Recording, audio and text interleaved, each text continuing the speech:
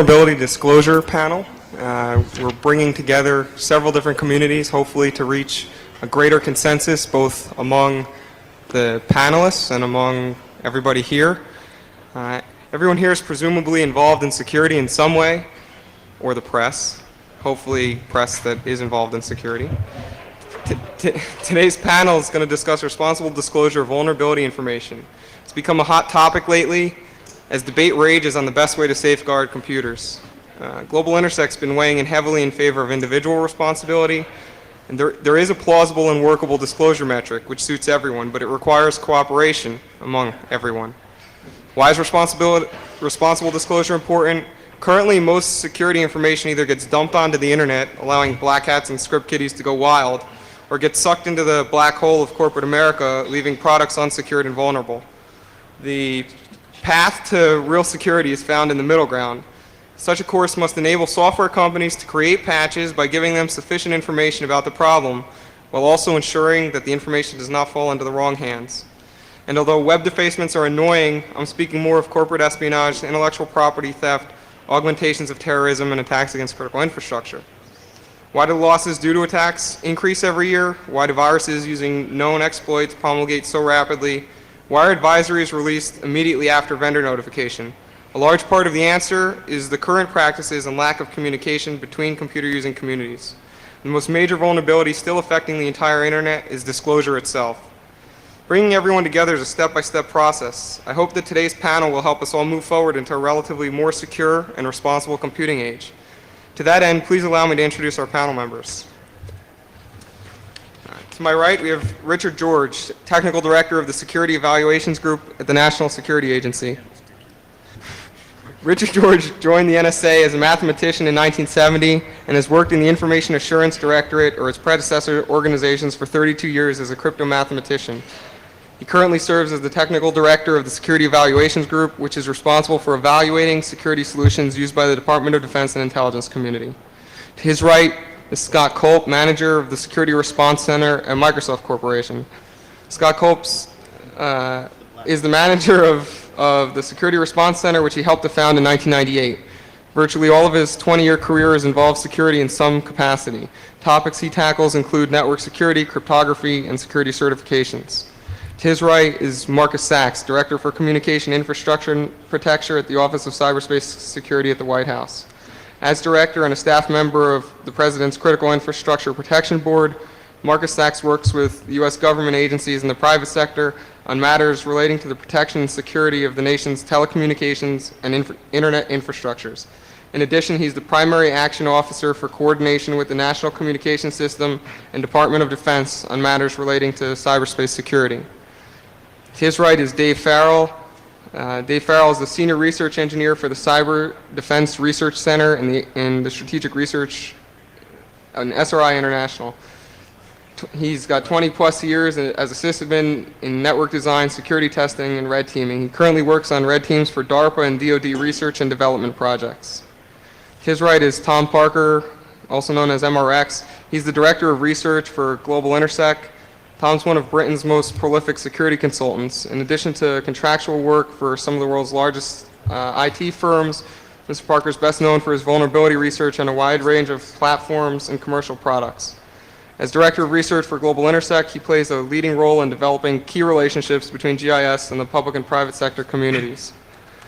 Each of our panelists is going to offer a brief statement, and then we'll go to designated topics of discussion around responsible disclosure, and then we'll take questions from the audience. So, we can take questions first. Go ahead. What am I doing? Yeah, I wasn't listening to you at all.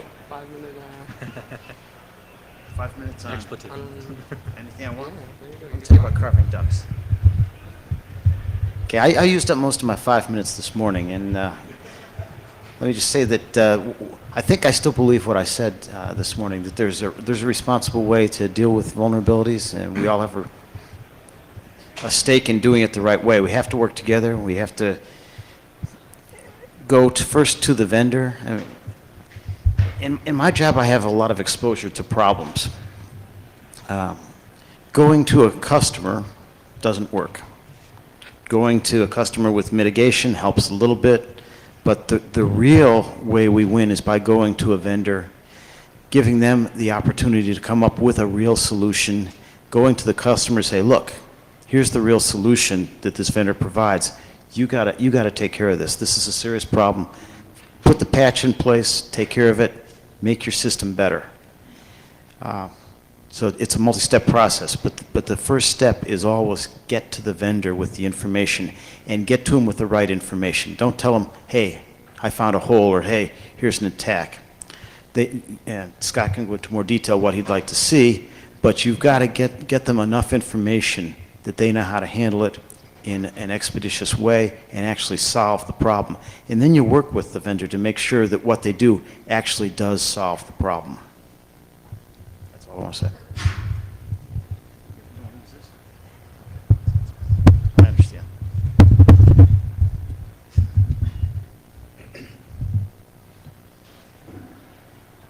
Well, I want to Turn it on. Does it have to be on? I was never good with this technical stuff. I want to echo what Dickie was saying. Most vendors, and I certainly count Microsoft among them, want to fix security vulnerabilities when they're found in our software.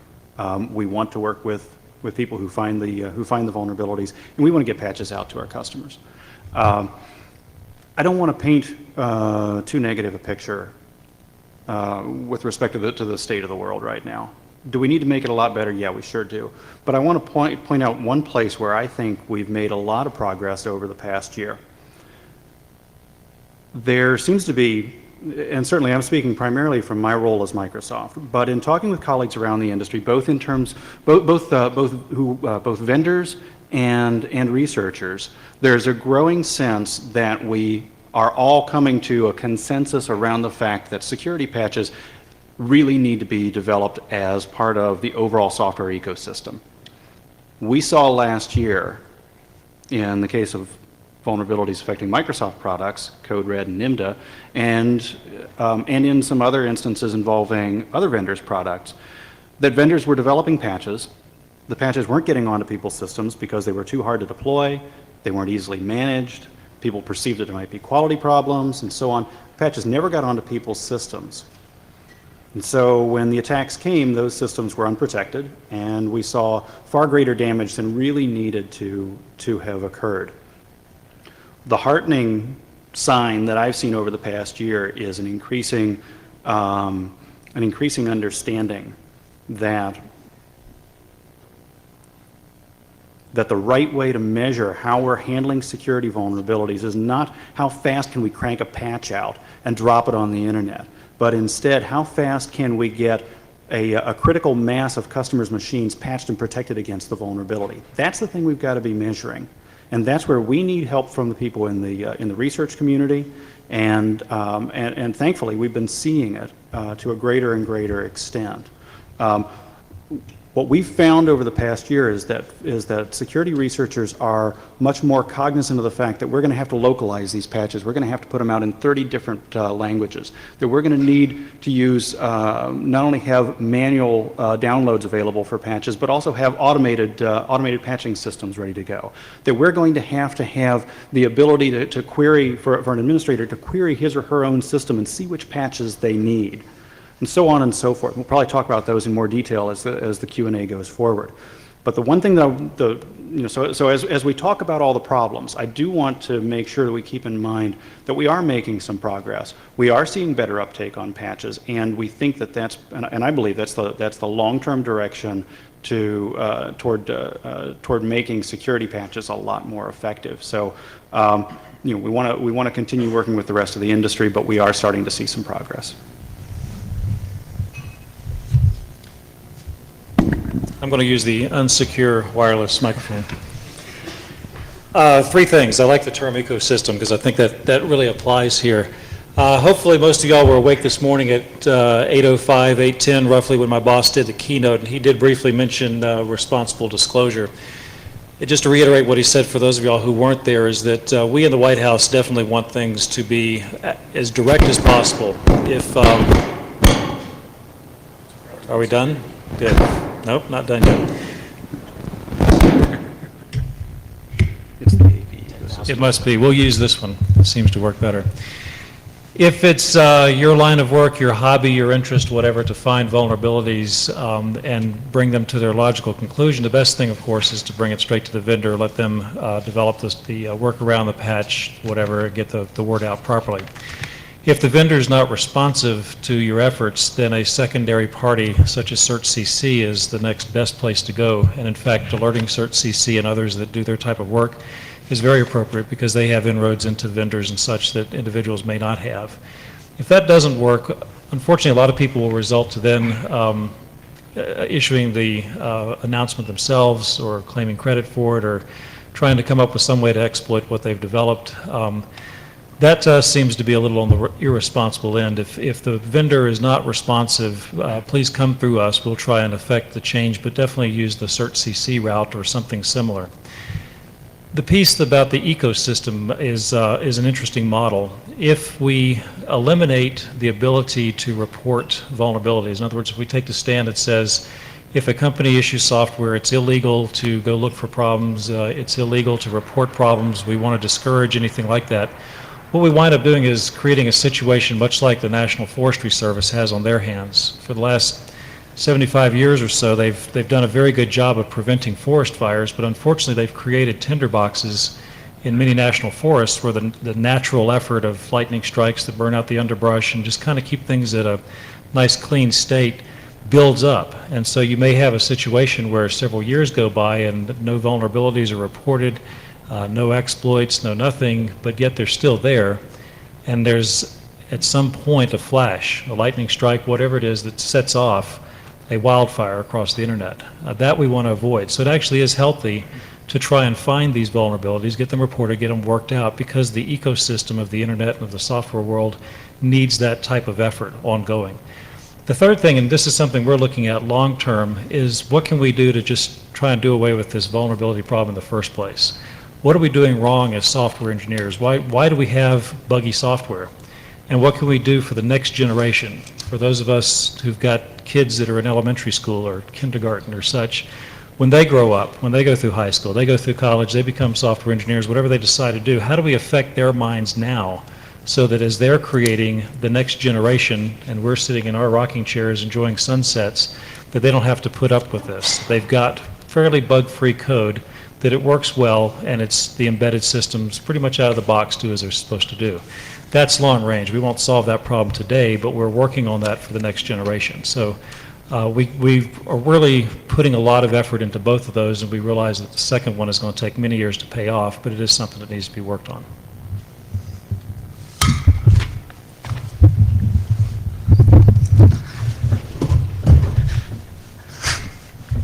It sounds great that we could just go ahead and work all together and tell everybody about vulnerabilities behind closed doors and get them fixed and whatnot. I'm not sure what the motivation would be. I mean, at some point, someone wins. Someone knows everything, right? So we have, a state where there's no vulnerabilities. We think there's always this gray area where someone knows about a vulnerability and maybe isn't telling, maybe is waiting. I guess from the government perspective, we might look at certain other adversaries besides the well-known hacker, I guess, that we read about all the time, where it's just pretty much malicious code that runs around and really doesn't do a whole lot. There's other things that go on that we probably don't see. There are vulnerabilities that we haven't discovered and we may never. But there are other mitigations besides putting a Band-Aid out there. And I consider patches Band-Aids for the most part because they're reactionary and they're point fixes. And you mentioned fit better software engineering, security engineering. That's going to look at the bigger picture. And when we start looking at systems of systems and dependency issues, you're not going to see that looking at individual software. So there is no patch for that. The other part of that is if you do find a vulnerability, in the work I do, we do vulnerability discovery. I mean, we're red teaming some of the research systems that'll be out there to work on problems of today and tomorrow. We're also working on live networks and finding issues. When we do that, we give it back to the owners of the network. We don't go ahead and get involved in the loop of talking to the vendors and saying, you have a problem. A lot of that is because it involves more than one thing. And so those are a lot harder to get worked on because now you have multiple vendors involved and it's for a specific installation, maybe a network that someone can't reach, and it's very hard to set up and test. So I don't know how, I don't have any of the answers actually. I've heard these guys talk about how we could share vulnerabilities, information, again, behind closed doors, get things fixed, get it out there. And then I heard this morning, trying to, I was going to say place blame, but I mean a fix of responsibility. Where do you do it? Where does it stop? Is it at the ISP? Is it at the individuals? Is it, the corporations in between? Or does the government need to step in and oversee something? I think, there may be some people who are hesitant, perhaps, to deal with the government. Maybe it's that big brother thing, lack of trust. The other part of that is, I've dealt with CERT before, and I see their advisories. So their advisories come out, they've gotten better, but their advisories come out pretty late. They have certain formulas for thresholds. If they don't get, some number of reports, you're not going to hear about it. And I think in some ways, some of those vulnerabilities are a lot more interesting and maybe indicate a higher level adversary that's maybe certain people need to worry about, but maybe not everyone. And we don't hear a lot about that because it's not the masses. It's not, the guy at the end of the cable modem or whatever becoming a DDoS zombie and, everybody getting excited about it. So there's the aspect of intent. There's various levels of sophistication adversaries, and we kind of have been lumping them together. And I think we need to start pulling that apart. And as the government, we are worried about pretty much the whole spectrum, unfortunately, because a lot of them manifest themselves the same way. When we sit and look through a lot of data from various IDSs, firewalls, routers, logs on machines, trying to put these things together, it's not always obvious who's doing it and why, but we know we have to defend against it, at least initially. I'll shut up for now. I'm sure all of us here have been involved in the various vulnerability disclosure discussions that have been going over the last year or so. Each of us have our own personal opinions. Some of us echo the opinions of our employers or the offices we work for. One of the main points of the panel today was not to discuss the ethics of vulnerability disclosure, but to try and find a consensus amongst the individual communities. I sat in a discussion a week ago in front of Congress where a handful of representatives from Department of Energy, NIPC, critical infrastructure sat down and discussed their opinions on if America's critical systems were at threat from cyber terrorism. The individuals each stated their opinions. They stated their opinions of their particular department, but did not find any consensus. They only had one technical person, Mark Mayford from EI, sat there, but he didn't really touch on any instances of hackers being utilized by terrorists or anything like that. So I guess one of the points we put the panel today was to get a member of each community to try and reach some kind of consensus. One of the things we will be discussing later on is hypothesizing if there's a plausible perfect disclosure metric, i.e., is it possible to disclose vulnerabilities in a way that protect critical infrastructures first? That's it. Mike, go ahead. Okay, that's a fairly good lead into the first topic that I have on our agenda, and that is, what does responsible disclosure mean versus there are all sorts of policies of disclosure. There are all sorts of ways that people discover information and either send it to the market, send it to BugTrack, send it to the vendors. I'd like to develop both among the panelists and among the audience some sort of general idea of what the best way, what the most secure way is from point A where someone realizes, hey, there's a vulnerability in this product or in this code, to point Z where everyone's systems are no longer vulnerable to that code. So comments would be wonderful.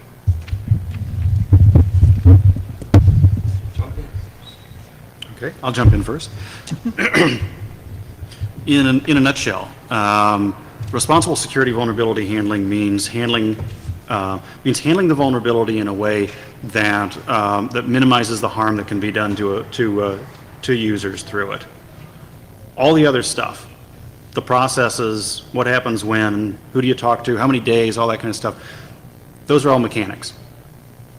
We're going to know that we have found a responsible vulnerability reporting process when we start to see patches getting onto systems faster, when we start seeing vulnerabilities not being exploited, when we start seeing security being improved. And the specific, processes, there are probably a dozen different ways we can do it, but that end goal is the main thing. Not, if you're a vendor, not hiding the vulnerability if you're a finder, not treating the vulnerability as some kind of a fungible commodity, but instead keeping foremost in all of our minds that we're supposed to all share the interests of the people who are using our systems.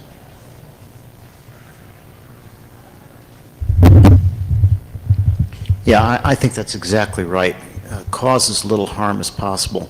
And in addition to dealing with the vulnerability, that means you have to know what kind of information you're going to hand to whomever. For me, if I'm going to a user, I do not want to tell the user what the vulnerability is, and I don't want to tell the user what the attack is. That can really cause problems. For example, if I have a Navy system, I tell the Navy, and I wind up telling some system admin in the Navy, and he decides to see if it works on the White House, and it winds up working on the White House. I am screwed.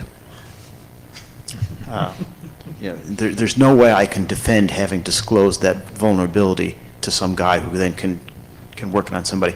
You've got to tell the user that there's a risk and give him guidance on how to mitigate the risk, and often the best way to do that is by waiting until the vendor has had a chance to address it. But that was right on. You've got to minimize the risk that you're putting the user at. And that, to me, what is responsible in this case.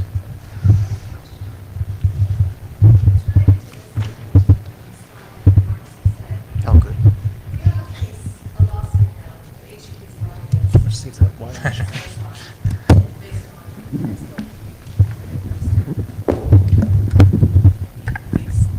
I'm referring to the lawsuit that HP recently brought against Snowsoft for an exploit that they posted. Marcus, you said that what you don't want to see is some kind of activity, some kind of lawsuit exactly like this brought against companies or vulnerability researchers that would then prevent researchers from bringing vulnerabilities to light. So now we have a suit from HP that's exactly that. Go ahead. I want to jump in. Because I've had exactly that situation, and not in the real recent past, but a couple of years ago, where we would be dealing with companies, we would bring them in, and the way we deal with them with vulnerabilities, we have to go through a process which puts the vulnerability in a way that we can talk in an unclassified way to the vendor. We sign an NDA with the vendor which says we'll treat it as proprietary information, that's specs. And we don't disclose it to anyone else, okay? I've had several companies come in and refuse to sign the NDA because they say, if we tell them what the problem is, then they have knowledge about it, they have to fix it, and they're liable for anything. Whereas if they don't know about it, they're not liable. So I think that's a terrible response, and I think that's exactly why we don't want to see this kind of legal problem. So you're saying you disagree with the HP lawsuit then? I'm saying, right, I'm agreeing that I would prefer not to see a lawsuit like that. I think that hinders our ability to get vulnerabilities fixed. Okay, what I'm seeing here is HP trying to take basically winning on both sides here. They don't want to address the vulnerability, which Snowsoft says that they were late, they were told about it, they didn't act on it. And yet they're turning around and doing what you're saying you want responsible disclosure. But HP now, instead of going to Snowsoft and talking with them reasonably and saying, we don't like the fact that this exploit is there, they're just taking them to court. So it seems that in every instance we have, not only in disclosing a vulnerability, but then in the recourse, the companies have the top hand in every instance. I'd like to jump in there quickly. We're actually quite, GIS is quite close to Snowsoft, so I've actually been Kevin Finisterre, who's one of the directors of Snowsoft, and Phased, who I also know. The situation... Is he from England? Phased? Phased, correct, yeah. In the ideal disclosure metric, the vulnerability would be discovered in a controlled environment. In the case of the True64 vulnerability, which is the one you mentioned, it was not discovered in a controlled environment. Snowsoft have systems which consultants may freely access. They have, when they log onto the system, they see a disclaimer which says that you can't release any information out of this system, but so technically Snowsoft could sue the consultant. But basically he wasn't an employer of Snowsoft, he just took the code off the system and released it not as a Snowsoft employer but as an individual consultant. So we're looking at an information leakage here rather than Snowsoft deciding that they want to go against what Compaq have already said to them. At the point that it was released, they'd already pitched Compaq and HP, and HP had already said that they weren't interested in any form of consultancy or relationship between Snowsoft. Let me jump in real quick. One of the components of what I call an ideal disclosure metric is that when the software vendor doesn't do anything, you disclose the vulnerability information. You don't necessarily need to disclose an exploit, because script kiddies, in general, most of them, can't do too much with vulnerability information. But you put a point-and-click exploit out there, and all of a sudden, everybody gets hurt. So, there I take disagreement with even the way that this individual consultant went about it. He put out the exploit code, and now HP is faced with either fix it, which obviously they didn't want to do, or go after Snowsoft in some way, which is what they're doing. Well, they also don't want to fix it because they're taking it off the market. Use your microphone. They don't want to fix it now because they're taking it off the market. 64. So let me just make one quick comment, too, since you had started to ask me the question, just to answer it briefly. The law, the DMCA, is a law, and we have to still stay within the law. Regardless of what we say here in terms of proper vulnerability research and disclosures, the law is the law. We have to now wait and see what happens when it goes to court. And no. Neither you nor I were there when that law was written. We didn't, at least I didn't offer any opinions to it. I don't know if you did or not, but in fact the law is on the books.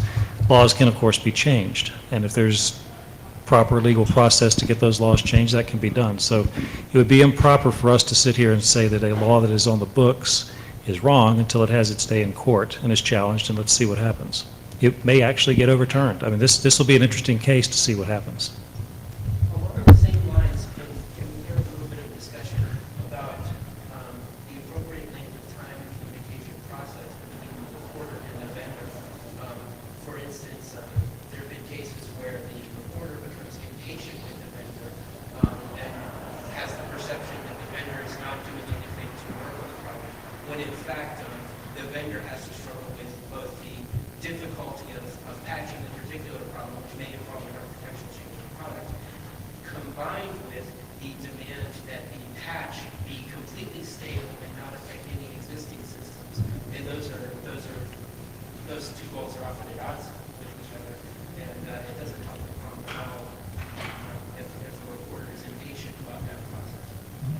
Well, it's give and take on both sides. I'm sure Scott will want to add to this, but this is why the intermediate groups, the CERT CCs, for example, exist to provide that conduit between the researcher and the vendor. If that conduit doesn't work, and in many cases it does break down, then it's up to the integrity of the researcher as to whether they want to continue to work with that vendor or to release. Unfortunately, where they cross the line is not just releasing, as was mentioned earlier, the fact that there's a vulnerability, but now here's the accompanying exploit code where we can now take this theory and make it practical. That's clearly crossing the line. That's where we are now irresponsible in terms of disclosure. And certainly, there's no law against it, but this is the ethics of, if you're going to be in the line of work for looking for vulnerabilities, if that's what you like doing, there needs to be some type of ethical procedure involved in it. And certainly, you may reach a point where a vendor is not being cooperative, but there are other means you should go through first before releasing the exploit, if even release of the exploit is proper. Well, on those things that you've brought up, and I think it ties in all together, with the DMCA law, I had heard that there is an exception written into the law for auditors, and I don't know, and I'd like to find clarification if possible on that issue. But even like the SNMP vulnerability that came out, there's reports that some of the major vendors knew about the SNMP vulnerabilities 2 years prior to them being exploited. So if we're going to have responsible disclosure, where do we get responsible response? And even though we say we can go to CERT-CC, we've heard tonight that it does take them a while until you have so many reports. Where do the folks who are discovering vulnerabilities feel that they're being taken seriously? And unless you're the NSA, does the vendor really listen? So that might be a question to consider. And then look at where you've seen responsible reporting or attempts. And I do believe that you shouldn't release the exploit code.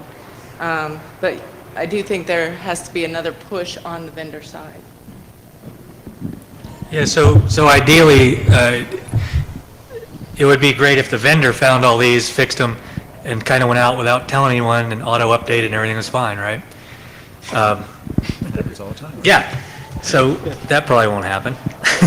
That's not going to happen. But the other part of that is, and, there are other efforts pushing to make this happen is, better default installs so that, the victims who put these OSs on their machine at home, aren't so wide open. And there were a lot of configuration issues, and there's been a lot of effort, I know, to tighten these up.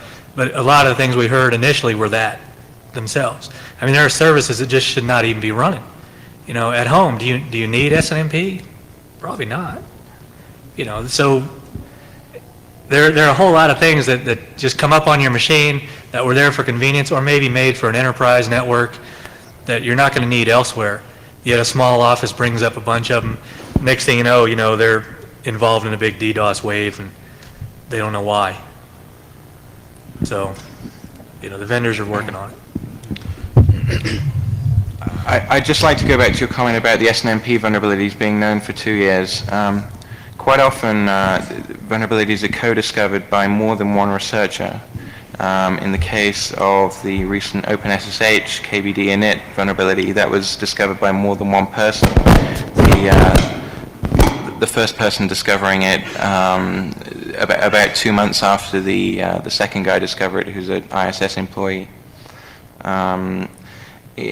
I'm not sure in the case of the SNMP stuff, but I mean, you could say the same for any vulnerability. When a vulnerability is discovered, for all someone could have discovered it before you, and they could have been exploiting systems covertly around the internet for the last 2 years. Referring back to the comment about Marcus about the wildfire, I think that the wildfire has already happened. If you look at a graph of the amount of vulnerabilities discovered in the last 2 years compared to 6 years previously, it shot up substantially. And it's becoming harder and harder for researchers to find vulnerabilities. They're finding new types of vulnerability, for example, the unsigned integer issues, Apache OpenSSH. But you'll find that if you speak to researchers, they are having to scrape the barrel as far as finding vulnerabilities goes. Mike, do you want to move on to the next question? Sure. We have a few more hands. Oh, okay. Someone pass the mic down? Yeah. Speak real loud. Okay, two questions. For anyone who cares to answer.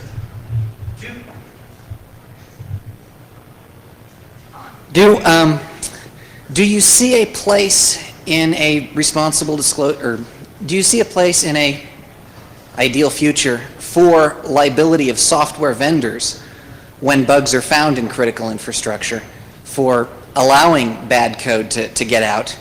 And my second question is, do you see a place in the life cycle of a bug for full disclosure of the vulnerability to the community at large? And at what point do you think full disclosure of the vulnerability could be important for things like independent verification that the patch actually fixed it, independent verification that intrusion detection systems actually detect it, and so forth? Yeah. There's a time and a place to talk about exploit, about exploit code.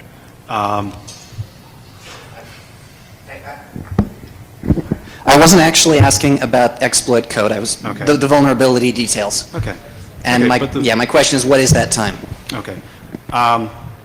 I mean, let's start off by acknowledging that there are at least two different communities with competing interests here. The academic community would like to see as much information about the vulnerability as possible, and they've got a legitimate interest in getting that information. Take, for instance, format string bugs. We're still kind of grappling with what the full scope of that family of vulnerabilities looks like. We're still trying to understand what kind of coding practices are going to be needed to make sure that we don't have those very often.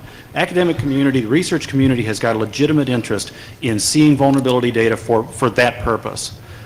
The other community, though, is the community of users, and they've got a legitimate interest in not having their systems hacked.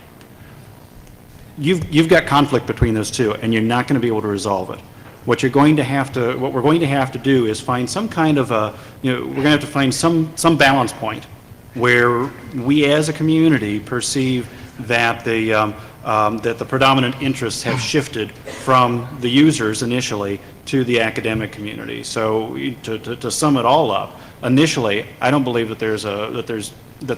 believe there's almost never a need to publicly discuss the specifics of a vulnerability in the initial term after releasing a patch, because at that point you're trying to give customers and users every opportunity to get the patch on and get their systems protected before the attacks come. After a certain point, a lot of people have talked about 30 days, 60 days, 90 days. After a certain point, the interests of the academic community start to predominate.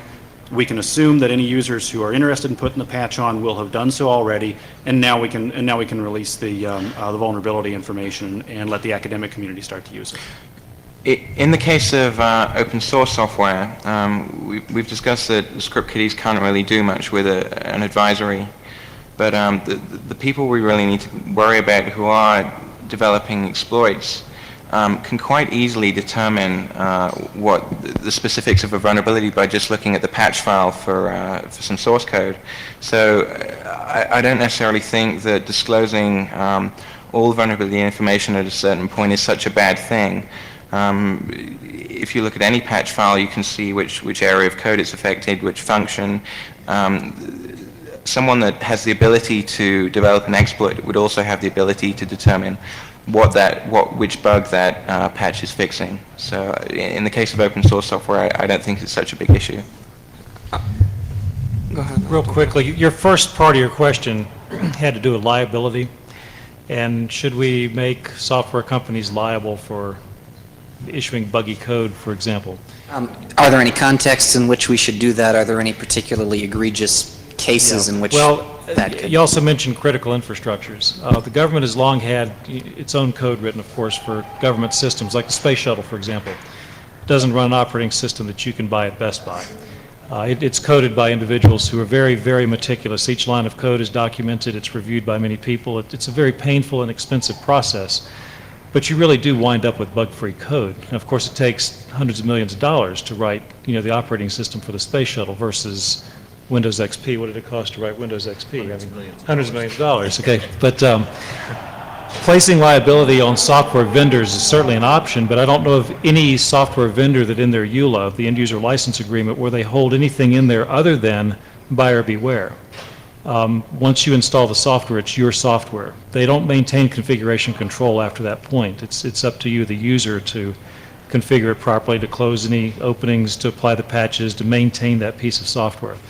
It would be ideal, certainly, if we could figure out some way of assigning liability, but I think it's a task that's too far and also doesn't make a lot of sense, mainly because the ownership of that code is sort of out of the hands of the developers at that point. However, it's an option that still needs to be discussed and taken up. It's worthy of debate and something that's an interesting thought as we get better at what we're doing with software. Let me just counter that. I think that due diligence enters into it somewhere. As long as if they have done something that's egregious, then they ought to be held responsible. But who decides that, and how much testing is enough? I think I can do that.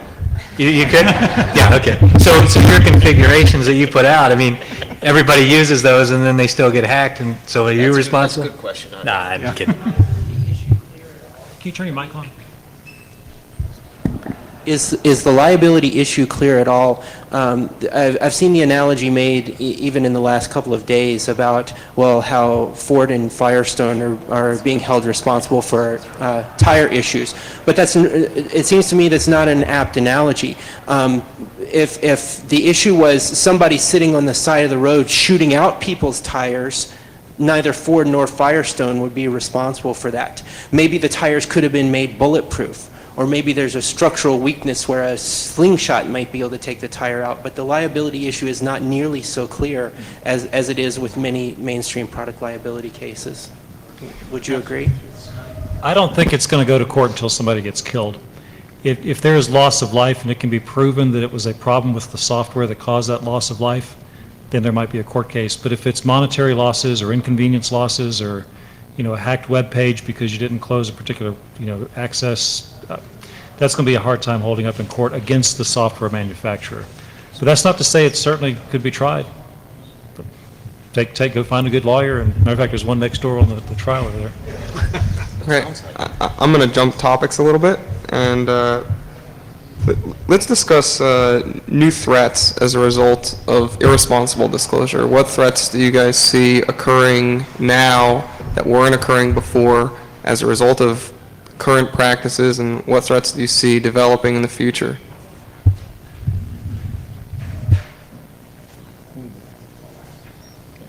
New threats? And I'm putting them all on the spot, so. I don't think there are new threats coming from irresponsible reporting. It's already about as bad as it can be.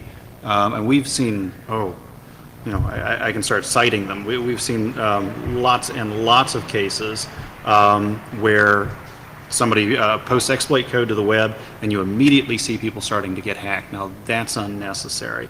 That's the cost of irresponsible vulnerability handling. On the other hand, let's hold vendors to account as well.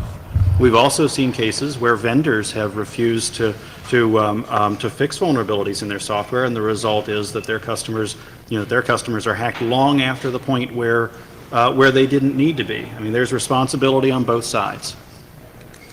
The other part of the thing about exploit codes released and then suddenly there's lots of hacks, there's people who install and then hook up to the internet and they're being scanned, probed, attempted attacks to them right away too. So there are people out there apparently with a lot more time on their hands than us. So. The one example I would like to refer to is Gobble's recent, well, not so recent publication of Scalp.c, the Apache exploit for FreeBSD. A few days after that, we saw the first sightings of the Scalper worm, which pretty much used his exploit in a pretty trivial way. The worm wasn't written very well. It could have been written a lot better, and I think if it had been written a lot better, it could have caused a lot of problems. I think certainly what we will see in the future is less time between vulnerabilities being discovered and the worm for that vulnerability being seen on the internet. And obviously with with worms, you don't just have issues of sites being hacked, you have issues with bandwidth being used on backbones and network congestion and other issues.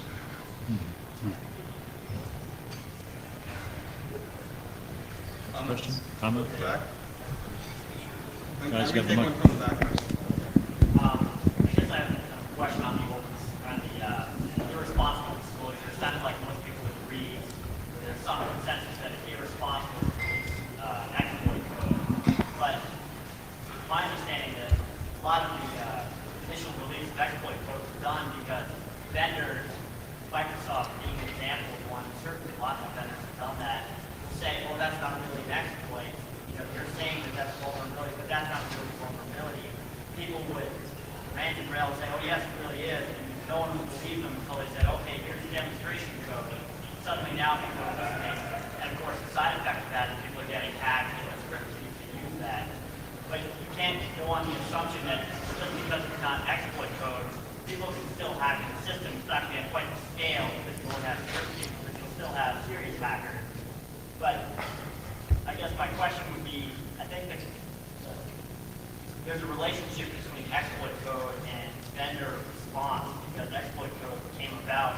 Certainly, it's also because vendors just want to throw it out there, you know, the researchers throw it out there irresponsibly, but a lot of times it was done because vendors are not responding after long periods of time. They're denying that it's really vulnerability in the first place, and they're putting it out there to prove that yes, in fact, it is vulnerability, and yes, it is fixed. I guess my question would be how are those two related? You know, are those times always inappropriate? Because, you know, is it appropriate to release an expert to demonstrate things done but not actually have code? And then what's the vendor's role? And when do they have to respond? What if they deny that it's actually a vulnerability? This was the case with the Apache exploit. Goebbels actually released that because Internet Security Systems claimed it wasn't exploitable on non-64-bit operating systems.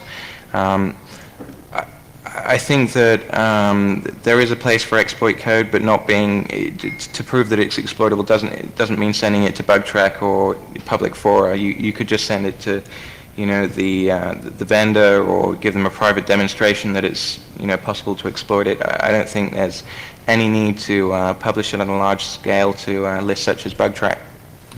Yeah, speaking as a vendor, if you send me exploit code, you've got my attention. You know, you can. There are two angles to this question. The first one, let's kind of take them in reverse order. Let's take the question of why go out to a public mailing list. If you believe that the vendor hasn't worked reasonably with you, and you believe that the only way to get their attention is to is to prove that vulnerability really exists, why not go to CERT? Vendors are going to listen to CERT. If CERT shows up and says, "Hey, we've tried this in our lab and this thing works," vendor is absolutely going to listen to them. But I can tell you from my own personal experience that when people post, in the vast majority of cases, where people post exploit code for a vulnerability involving one of our products, they either haven't contacted us, they've sent their report to some random address at Microsoft and said that constitutes alerting the vendor. If I'm in communication with somebody who's found a vulnerability and they hand me exploit code and it does something pretty serious, you've absolutely got my attention. I know that they can go to a mailing list. You know, it's not like I can hold my cards and bluff them. So why would I?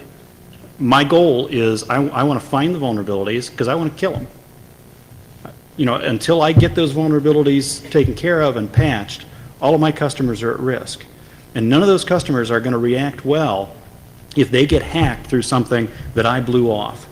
So I'm going to set the bar lower than it needs to be because the cost to doing a patch is much less than the cost to have extremely angry customers. But with that said, I also can't patch every single bug that somebody brings to me.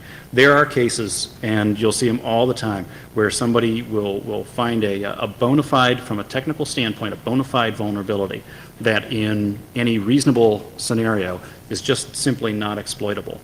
Now, the reason that I can't build a patch for every one of those issues is because if I released all those patches, we'd overwhelm system administrators. They wouldn't put the patches on. The result would be that they'd actually be less secure than if we, say, took them in a service pack or something like that. There's an appropriate vehicle for different levels of vulnerability. And we do try to stack them in the right bins. But at the end of the day, my goal is to get rid of every single vulnerability somebody brings to me. Okay, 6 years ago, I actually discussed trying to find somebody at Microsoft that even knew of spell security, and discussed those sessions, and essentially got blown off as being a waste of time. My problem right now, as a security professional, I come to you and discuss issues.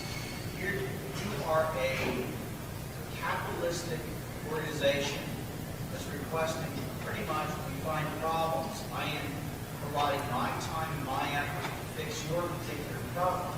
There's no real payback for that particular issue from the researcher side. From the legal side, the government side, we've not seen any liabilities to Microsoft or any other company, Cisco, whomever, to be held responsible for lack of due diligence over this 6-year period people mentioned, or even today. The lack of due diligence that has caused the industry to be in this turmoil that we're in right now. What are the steps that, as an example, the government are going to take? What are the real steps, not just the published, we spent $100 million educating our people and coming up with a sales ledger on how we're providing security. What are the real steps that are going to be taken besides, what I consider fluff at this point? Just real quick, because my answer will be much shorter than my dear friend next door to me. On September 19th, we're going to publish our strategy for securing cyberspace. It's a fairly lengthy document. Well, if you don't mind, when you get it, it'll be on the website, it'll be a CD, and there'll be a paper copy. Take the website because it's probably easier, and peruse it, and let us know what you think. It's the first time we've really tried to do this, and it's comprehensive from the home user through the small, mid-sized business, through federal governments, large enterprises, national systems, and global systems. It's a first stab, and we've built this with input from, from around industry and private sector as well as through government to try and lay out this roadmap to do exactly what you're talking about, recognizing that there have been some starts over the years, going back to the mid to late 90s with PDD-63, for example, and some of the other critical infrastructure ideas. It takes a while for us to change this ship that's moving through the sea. It's almost like moving a battleship. You just don't give it a kick and it moves immediately right. We've come a long way. We've made a lot of mistakes. This is we think is a pretty good effort. Those who've looked at it so far are concurring with what they're seeing. But we know when we publish it, we're still not going to have it correct. And this is where we now need the public feedback on September 19th when it gets published so that our February edition will be that much better and help us with this thing because we do want to do it right. We want to enable what you're talking about and make those, we can't fix today's systems overnight, you know that. It's what can we do, though, to set the groundwork for doing it right with the next generation of software, the next generation of the internet, the next generation of programmers, recognizing that we're just going to have to deal with what we currently have, and it won't get fixed overnight. But what can we do to set the conditions to do it right with the next sets? Okay, you got 6 pages from me already. Great, I appreciate it. And seriously, please give us the feedback once you see it in print, because of course what you gave us, your input, who knows what we've done with it. Hopefully we've played it back the way you intended it to be played back, but take a look at your part of it and let us know what you think, and then give us the next round of feedback. This will be at whitehouse.gov/PCIPB. That's President's Critical Infrastructure Protection Board. That site's up right now. It has the original 55 questions that we had circulated last winter, plus it has a general outline of what the strategy will look like. Currently, the strategy is in an alpha state, if you want to compare it to software. We're floating it around inside of government. Some industry CIOs and CEOs are looking at it. It'll get a little wider look in the next couple of weeks, and then it goes to press. We have this normal lead time we have to do with printing publications, and then September 19th will be the rollout, both virtual as well as physical. And again, recognizing that what we publish is a start, and it'll need to have continued evolution. We may get some things wrong in there, but that's where we need the public feedback. So the next one in February, and the next one 4 months after that, et cetera, is that much better. No, actually, it's suggestions, recommendations, programmatics, funding. Take a look at it when it comes out and then just give us the feedback. It's a very large document with probably a lot more detail than we had originally meant to put into it. We were going to try and keep it small. It's several hundred pages now because we've gotten such a large amount of feedback from the private sector as well as the public and government sectors. I'm sorry? Well, take a look at the document. There are things in there that are requirements for the federal government. We can't write law. This document is not a legal binding document. That's what the Congress does. What we can do, though, is outline what the federal government has to do, because then it gets signed, eventually can be made into an executive order for federal organizations to be, as you could call it federal law. But for legal civil law, that has to go through the Congress, the normal lawmaking procedure. But again, take a look at it when it gets published and give us your feedback then. And the reason that the reason that matters for vendors is because the size of the federal customer. I mean, there's a lot of money at stake in terms of federal procurement, and that's going to make it incumbent on vendors. Just the power of the purse is going to bring. Is going to encourage vendors to comply and to provide them with products that they can use to meet their requirements.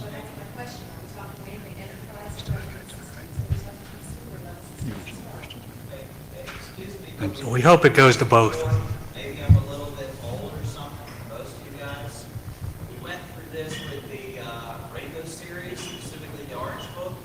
Everybody came up with a standard. Microsoft came up with their standard, and everybody else came up with their standard.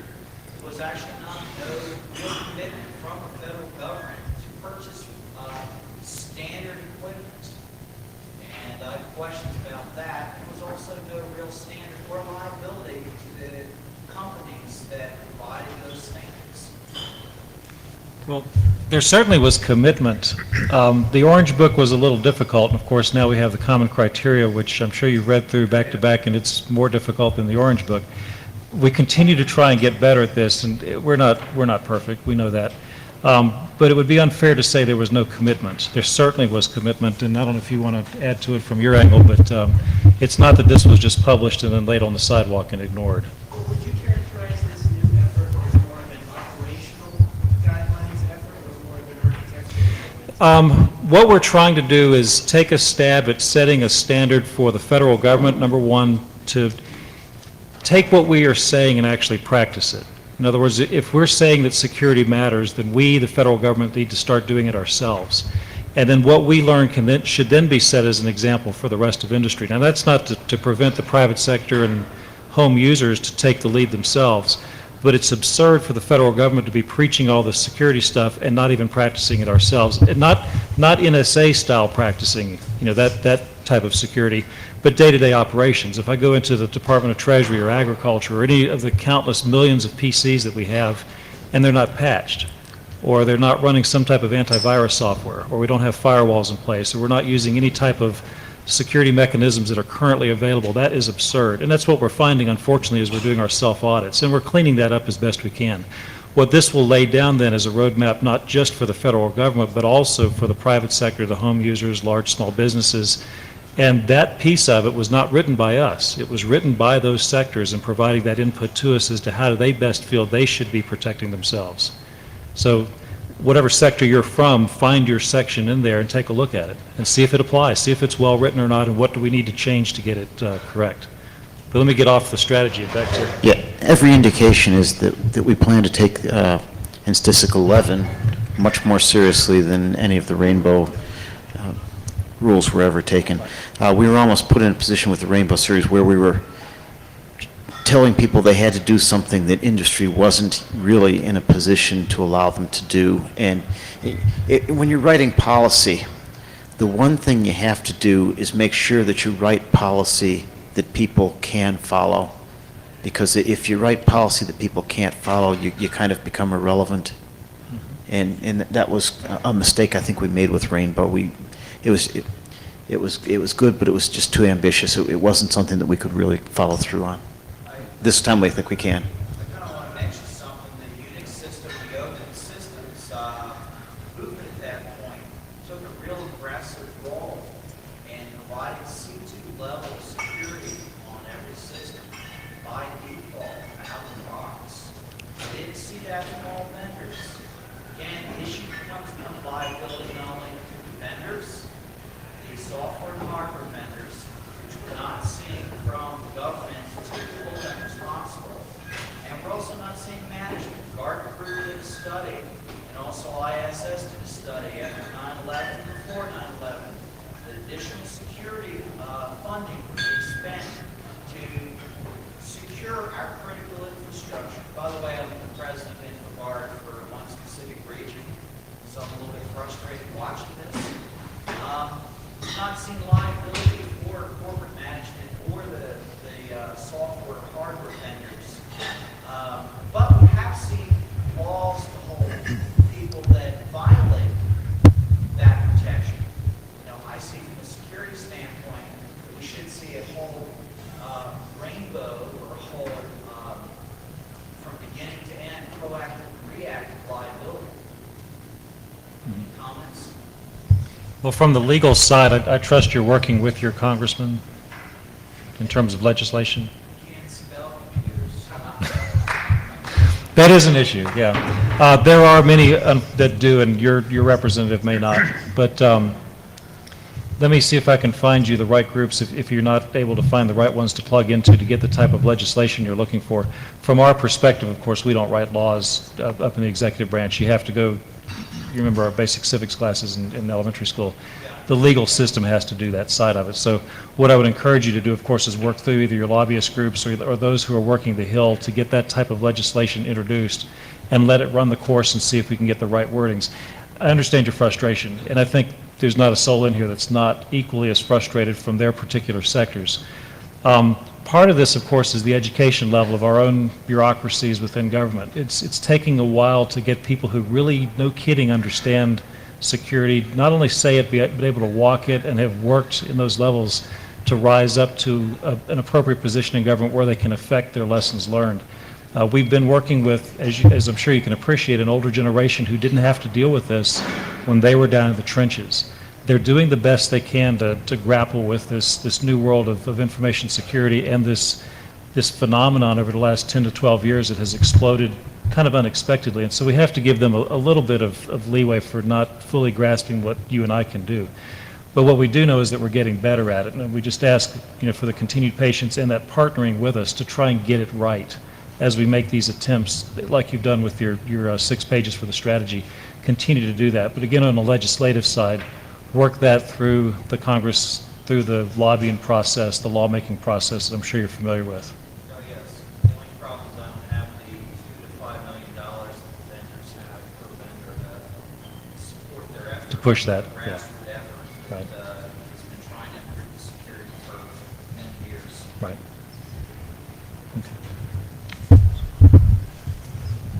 Let's see.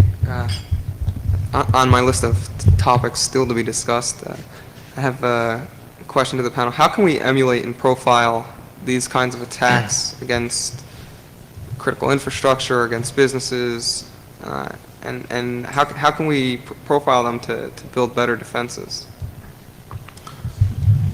I think one of the things metrics we use when profiling different types of disclosure process is a pyramid metric. The top of the pyramid being the 0th day when the vulnerability is first discovered. The bottom of the pyramid being when it goes public. The wider the pyramid, the more people that know about it. In the case of a Black Hat disclosure model, you'll have a very narrow pyramid which widens quickly at the bottom because the information will be kept within a close-knit group within the computer underground, and then maybe it gets leaked 30 days later and someone posts a bug track, and then very quickly a lot of people find out about it. Maybe that post will be with a working exploit, or just a binary posted to PacketStorm. What we're trying to work on is a responsible disclosure metric which would see a more even pyramid. At the top of the pyramid, you'd still have the vulnerability being discovered in a closed, controlled environment. At some point in the pyramid, you'd have vendors such as Microsoft working on developing patches for that vulnerability. At the bottom, you'd still have public disclosure, full disclosure, whether it be a patch being released, and therefore all the information, you may as well publish a full advisory, because even with Microsoft publishing a binary patch, you could still reverse engineer the patch and see what it's doing. And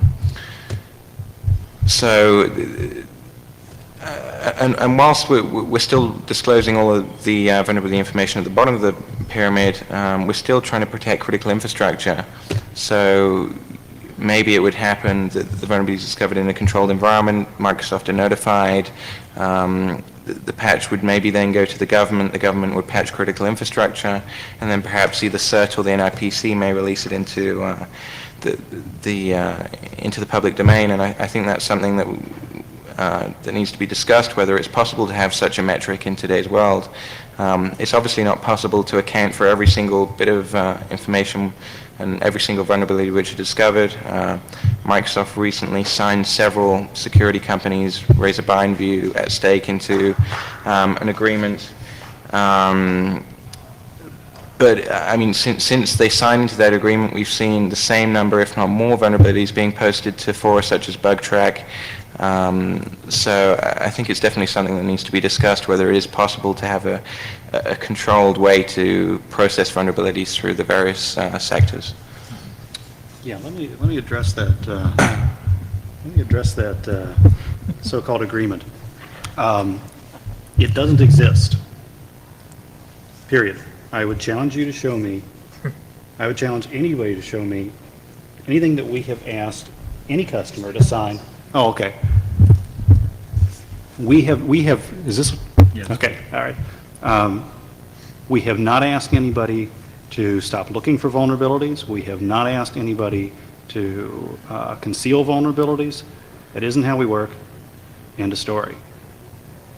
They're continuing to look for vulnerabilities. We're continuing to patch them. Take a look, for instance, Bulletin 18 of this year IIS. There's an at-stake vulnerability that we patched in that one. Bindview, don't think we've had one. We haven't had a report from Bindview in a while. When Bindview sends them into us, we treat them just like any others.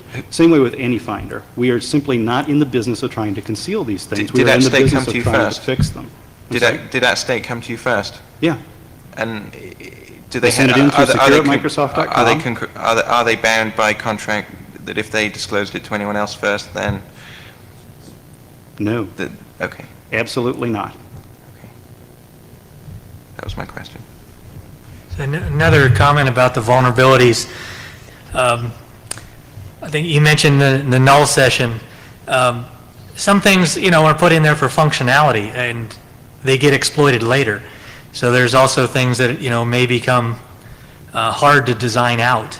You might call them inherent vulnerabilities. And, the other part of that is we're built on top of things with inherent vulnerabilities, and we're using them. TCP/IP. Look at a lot of routing protocols, things like that. And we talk about critical infrastructure. They're using what works or what worked at the time, and they didn't know about vulnerabilities. They wouldn't have put it in if they knew, right? So these vulnerabilities come up later, and it may be exploiting what was actually a feature. And someone just didn't think about it. Let me give you an example. Currently, Cisco only supports SSH version 1. They have been committed for 4 years to support SSH version 2. They've yet to do that. Allows a man-in-the-middle attack. Yeah, it's better than Telnet, which is what they had before they put that in place, right? Or web access to configure your router. So people who are worried about it, go ahead and make it a serial cable. They hook up to the console port. So they don't allow these remote access problems to happen. If you're really worried about security, you can take care of the problem to a point. You don't have to run insecure protocols and be vulnerable. But sure, yeah, you can pressure Cisco, and I'm sure someday they'll come up with something better. Use Juniper instead. Does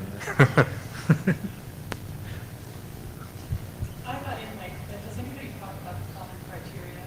Yeah, we discussed that for about an hour and a half, and we Does anybody talk about how ineffective it's going to be because only the very wealthy vendors can afford to go through the testing process, and it takes about a year by then their next version of operating system on a software product is out, and has to go through the whole process again? How can we do something that actually works within a given time frame of market forces? Well, and how effective has it been? And that's what I was just saying. When the products come out, they've gone through the process, they're certified, and someone finds a vulnerability and codes up an exploit anyway. Just to throw a wild idea out, but what about if there were a evaluation criteria mechanism that was based on evaluating the threat analysis as opposed to some standard feature list that the product has to have? What struck me about common criteria is it's this huge list of features that the product must support, that any one of which you can point to and say, yes, this benefits security because, but as you said, it doesn't really address the operational aspects of security. There's still vulnerabilities found, there's still patches. It seems to me to be much more interesting from a consumer standpoint. If I can see that, yes, the vendor and some oversight body or some independent auditing firm or somebody went over the entire product and looked at the features at a threat model and said, yes, we found every conceivable threat, and there is a mitigation for the That's the penetration testing part of the common criteria. But that's also customized, if you look at it that way, customized each environment because the threat profile is different where you deploy it. That's a horrendous problem to try to exhaust on all possible vulnerabilities. After the fact has been the problem with our infrastructure from the get-go. Can't that be done during development? To some extent, and in fact, what we found is design guidance is much more effective than post-production. Yeah, so they'll probably take care of 80% up to that point. I mean, sure, you're not just going to deploy something because it has the functionality and someone has a paper with a bunch of check boxes on it.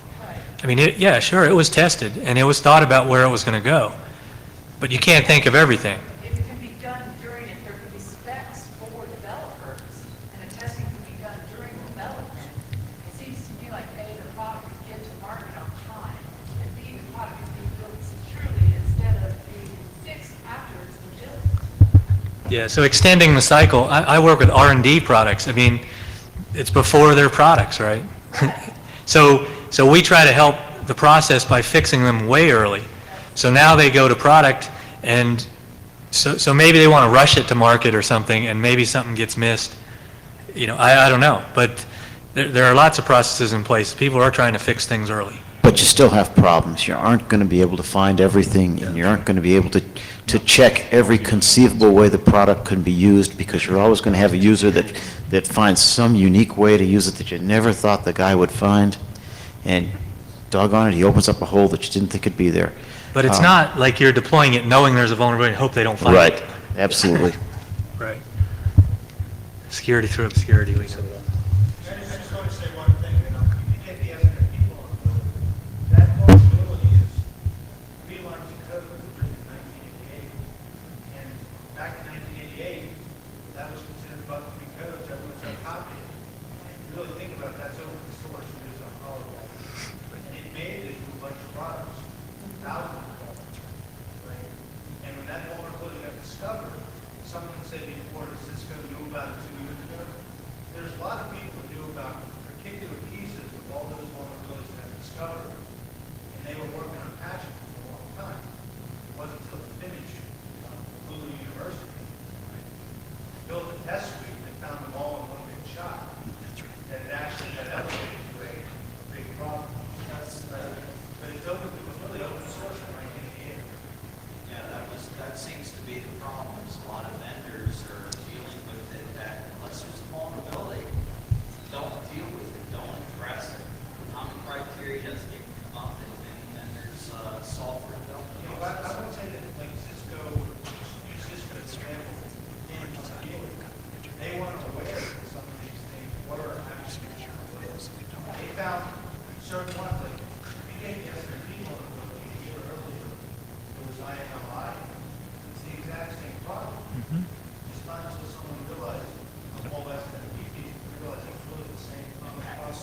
That's right. Purpose was out a year in advance and pulled it off the marketplace specifically because it had that problem. Not exactly. Not exactly. That's really not, there's more to the story. I understand that, and I've been actively involved in most of it since the beginning. The point that I'm making is that we talked about some issues here that going to CERT, okay, CERT had this knowledge in their hands. I was talking to CERT engineers, CERT, who have actually been involved in the fact that the White House pressured them to release them before the vendors had your fixes. No, that's not a true statement. No, probably not. I mean, SNMP is probably a bad example anyway. I mean, it's an insecure protocol. People adopted it for functionality. They tried to fix it along the way. No one wanted to fix it. You know, like Cisco doesn't want to put a new version of SSH. You know, people don't want to take SNMP v3. They don't want to protect it. But people are still using SNMP v1 because they want to gather stats. Point out the answer to people. There were 3 people on our board who decided to February focus. Dave Marcus, friends, know what we were doing. They tell us what we do now. Matter of fact, we had even asked them to continue to delay, and they suggested that there was other circumstances happening at that time. It was about to go public, unfortunately, and then you're in this quandary of, does it get released through a source you don't want it released through, or do you want to have it released properly? Ulu was being very friendly. They had wanted to release, what, January, I believe? And we were... Right, December, that's correct, yeah, before Christmas, right. And it was a battle. So far, all we've talked about is a vulnerability where a single vendor having provided a solution. In the case of SNMP, there's 192, I think, lists of Yeah. that all played in the solution, and we notified all of them, which is a risk in itself. We'll give you, a chance to leave. But there are some key players: Cisco, Juniper, BG, Nortel, Lucid, a whole bunch of them that you tell. And when you get the majority of the ducks lined up, right, to mitigate the biggest risk you can mitigate, that's when you're going to run away from the public. There were hundreds of little vendors that had the fixes in place the day after we told them, right? But they wanted the Cisco's and the Junipers of the world who have the biggest market share, right? So you want to give them as much time as you can to patch their stuff. You have the biggest space in your box. And we were annoying smaller vendors because we would patiently ask them, please wait, please wait, please wait.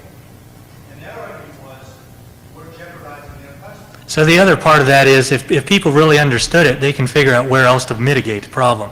You don't have to sit on your butt and wait for the manufacturer vendor to come up with a patch. And if you look at all of our advisors, there is the vendor section that talks about here's the patch and vendors. But there's also a section that says here's the keeping against the patch point. So we make sure that we have that in every advisor we put out. Because we know that the patch that we assess isn't necessarily the best solution every time. And it's a complicated thought dealing with all these players. I think that the SNMP vulnerability is a bad example because it's been part of the kind of firestorm of vulnerabilities that have been discovered in the last 2 years. I doubt we'll see many more like the SNMP vulnerability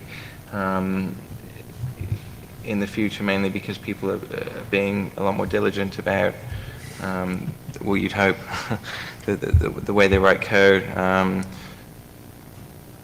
I mean, it's one vulnerability. If you look at the way that was disclosed against the amount of vulnerabilities being openly published to BugTrack every day, it plays, a very small part in, the bigger picture. I hate to be a contrarian, but LDAP also has similar And problems. LDAP and IMAPD. There will be many more SNMPs, these old families of protocols that go back for years. Yeah. There might not be a direct software protocol like SNMP. Right. But there's a couple other things out there that are really interesting about. Researchers like those in Finland are pretty damn good at what they do, and they have the resources, they have the brain power and the funding. They're unlike the individual sitting in his basement, at 2 o'clock in the morning looking for. They have a very meticulous process, and they will find more. And God bless them for doing it. It makes. On the earlier question on why we tend to address so many of these vulnerabilities after the fact, I think part of the issue comes from the fact that there are so many more programmers than there are good security auditors. And security auditors are simply more expensive. And so frequently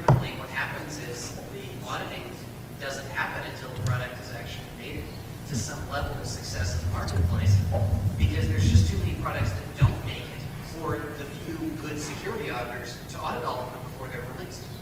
And I don't know how to mitigate that. Well, And another that's a part of good that- point, and I think the way you mitigate it is by increasing the number of auditors, not by creating a lot of auditors, but by making, by giving developers the skills to audit their own code.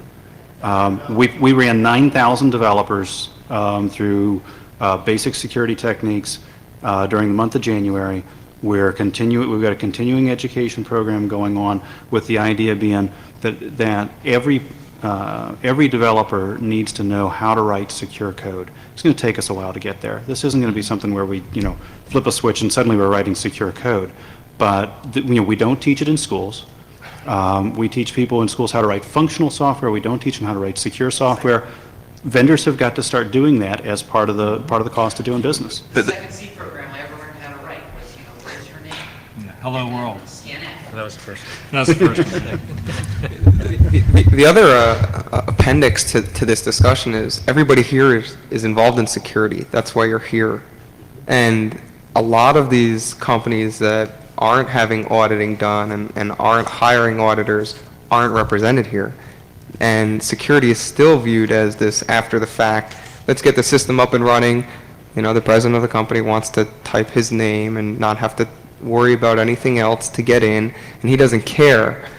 The solution, in my perspective, isn't easily presented here because everybody here has a demonstrated interest in security. The solution is talking to everybody else that's not here about these needs. I want to address one other issue. Is there any reporters here?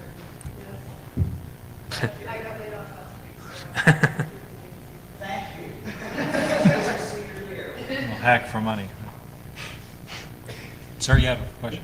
Yeah, I represent East County System Division, and I'm responsible for security. Use your microphone. Use your microphone.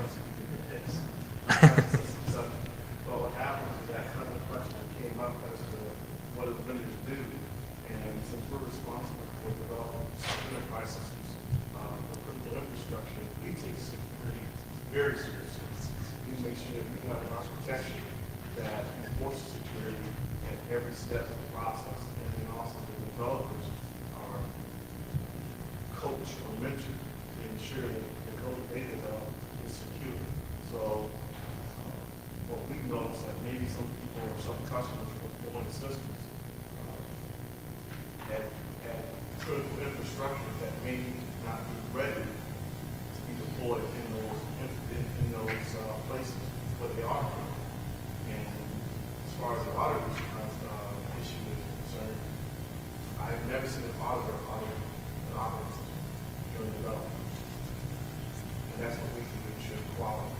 That we check every line of code, every instruction, every piece of hardware, and make sure that when that product is shipped, that quality is there, security issues are dealt with, and if something happens to slip through, there's an 800 number that people call us up, and we log each case, we track it, we report it back to the customer, whoever reports, whatever the issue is, it doesn't matter to us. So we report it back and fix it. Let me make a very unfair statement that may piss off a few of y'all. Please, yeah, that's what we're here for, right? It has to do with the term software engineering, and this goes to all of you who call yourself software engineers. I think it's a great term, but the term engineer kind of connotates somebody who's had a fundamental amount of training, has been mentored by a professional engineer, has done the apprenticeship programs, has built themselves up to the point where they can then be, in most cases, board certified to use the term engineer, like the professional engineer licensing, for example. Software engineers, unfortunately, don't have that yet.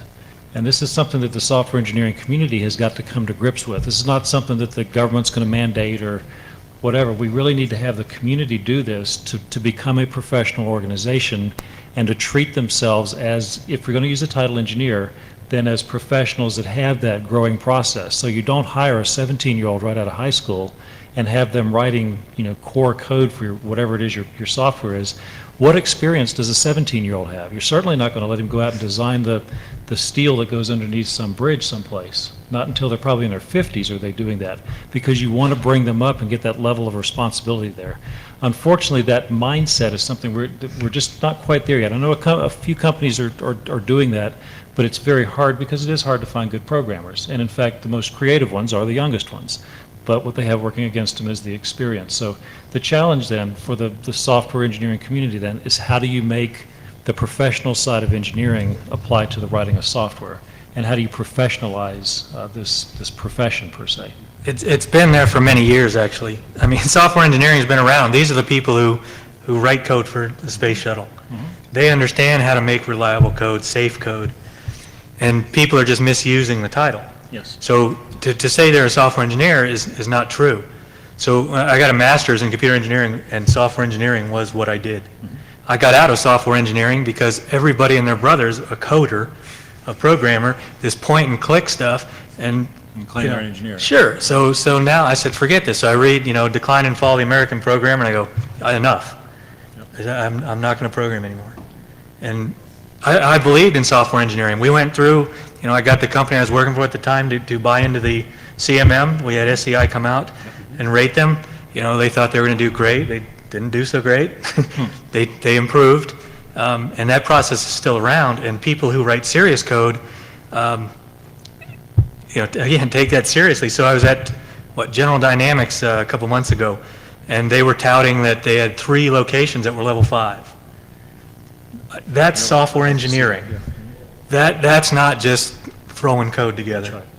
But how do we institutionalize that? Yeah, how do you spread it? I Across mean, all this the is, like you say, thousands of companies. this is get back into the schools. I mean, Matt Bishop has been running around for like 15 years trying to say, we need to learn how to program Right. and get this in schools. And it comes with experience and time, so you have to learn how to do it first.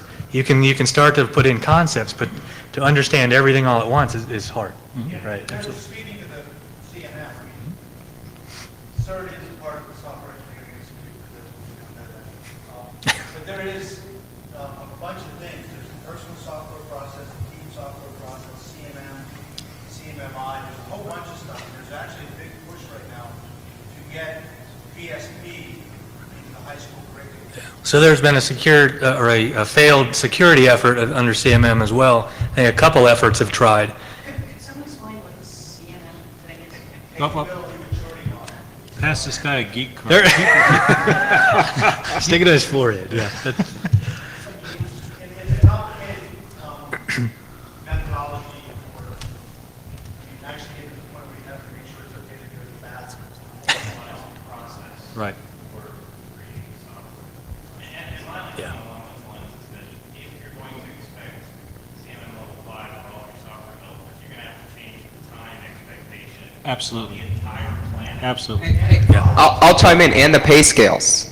Yeah, when they get software, because you're not going to get software turned out in a 9-month delivery cycle. Right, and that's market forces are driving what you're talking about, this desire to well, you could probably answer it better than I could.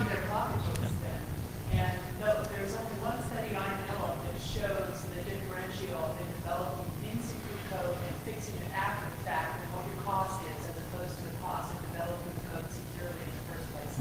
That came out by App State last month. It was about a 20% differential, he said, to write. It costs 20% more per bug to write insecure code and go back and fix it than it does to just write secure. It depends if you're charging for updates too, right? But you lose, every company in the business right now loses millions of dollars if they don't churn a new version of software at a very, very fast scale. So I don't think anybody's business model in software development allows for a slowdown and fix everything before it comes out kind of on. I mean, that goes against. Yeah, first, it doesn't take into account first to market and what sales you lose. And that's the problem. That's to me, I don't see those being about pressing all that process and to make it work means remodeling and retooling the entire industry. I don't see that. Right. Yeah, one of the traditional problems with with some of the highly structured processes is that you become better at filling out the forms, tracking the process than you do at actually producing and actually producing code.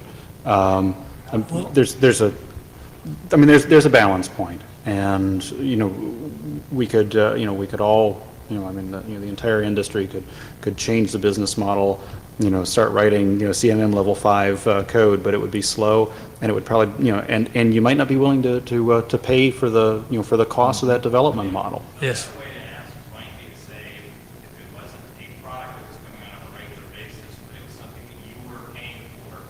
As a custom, application, would you want to pay for all that process?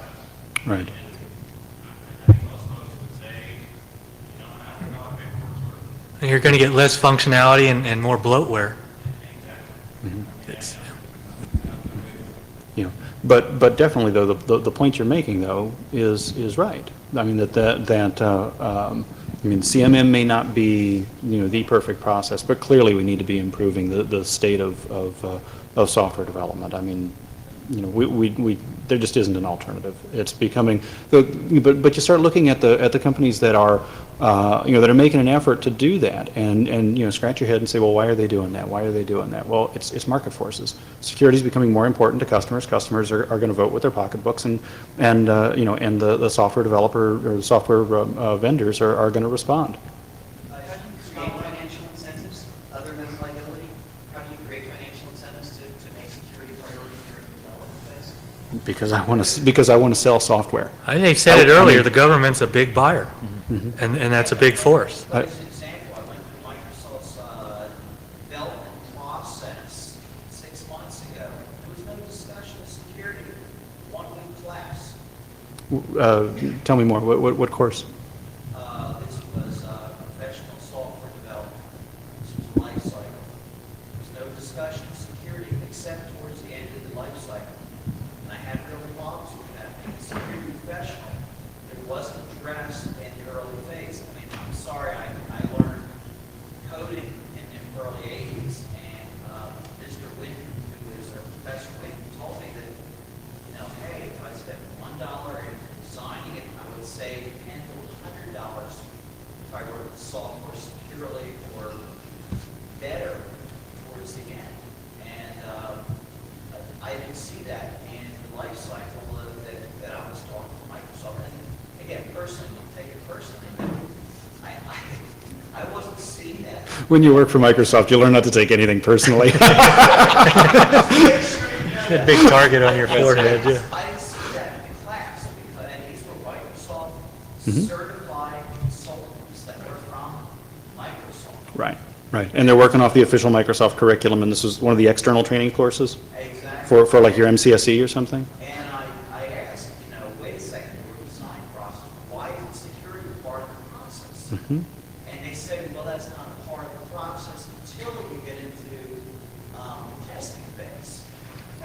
And I had no problems with that. Oh, I agree. The curriculums are changing. I mean, remember we started, we started this, this big push, what is it? It's August, 8 months ago. We started, the first changes we made were to our internal processes. The coursework that the developers at Microsoft are learning start with security, and we are developing new courseware. The courseware takes a little time to, I mean, there's a development process for the curriculum itself. There's, we beta test the curricula. We have to put them all together, get the trainers trained, and so on and so forth. So there's kind of a long pipe. But I mean, I've seen some of the new courseware that's going to be coming out later this year, and security plays a much more prominent role in it.